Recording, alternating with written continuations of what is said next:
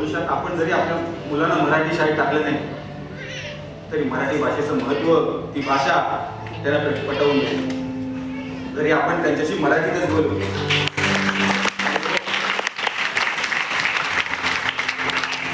मराठी वर्तमानपत्र दररोज आपल्या घरी येत राहील. आपण आपल्या शाळांना गमवत चाललोय, पण मराठी भाषेला गमवायचं नाही.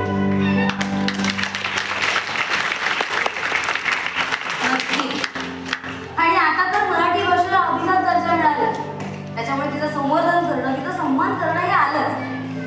मला काय वाटतं की विश्वास, आता जेवढ्या मराठी शाळा उरल्यात ना त्या खरं तर जपल्या पाहिजे.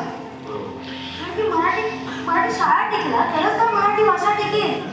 अगदी बरोबर बोललीस. बरोबर बोललीस काय? मला काहीच बघायचं